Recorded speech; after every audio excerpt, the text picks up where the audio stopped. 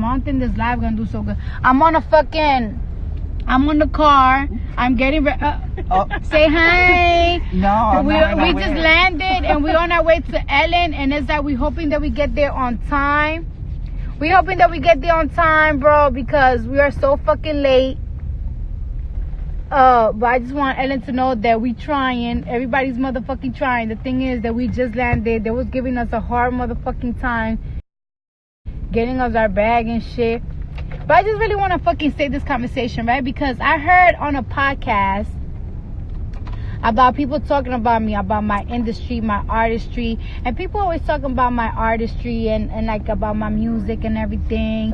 And like what's going on. Like, let me tell you something, right? Let me tell you something. I do music that I like, and I like music that please me. And then people was talking about this song, Press. Let me tell you about Press, right? No, because a lot of people be thinking that, let me tell you something. I do music that I like. I do music that when I'm in the studio, if I hear a beat and I start doing, if I hear a beat and I write a fucking hook to it and I like it and it catch, I continue it. If I hear a song, if I have a reference, if I do a verse, I continue it. Somebody was talking about my music this year and how it's being controlled. It's not being controlled. Nobody controls me. I always make the decisions. I make the decisions. Cardi always make the decisions. Like, let me tell you something about Press, right? I did Press last year when I was pregnant. I did it while I was pregnant, right?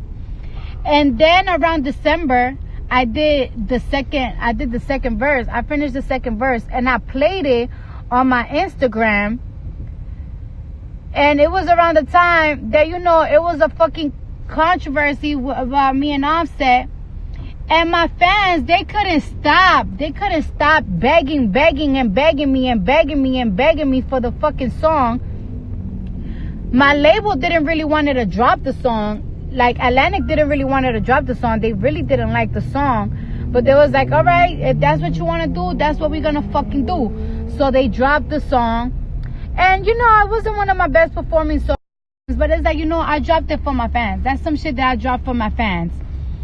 So it's like, I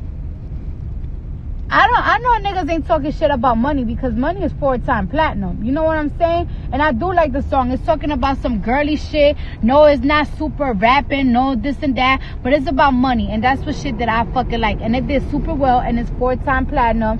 It did amazing. The other records, like somebody talking shit about Writing on the Wall. Let me tell you something about Writing on the Wall, right?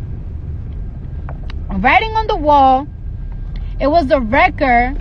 It was a reference that was given to me. It was Post Malone and this artist there. I don't know what was the artist.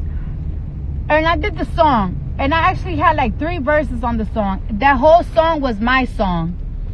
So, around the time of my album, it was so hard to clear because I guess the song was really hard to clear because, I don't know if it was because of the production or the producer and anything. I don't know what happened. But the record, it just got scrapped out my album. Then like 4 or 5 months later, French Montana people hit me up about the song. And I'm like, what the hell? And the beat was changed. And I only had 1 verse on it. And I'm like, you know what? I don't give a fuck. If this is your record, if you want it, I don't care, whatever. But it's like, once I'm a feature to certain songs, I hate people like putting me like responsible, like to like, oh, why your label is having you do certain songs, why this, why that. My labels don't decide what songs do I be getting on. I have certain relationships with certain artists, and when they ask me for a song, I do it, and they clear it or not, and they cleared it, and then on top of that, these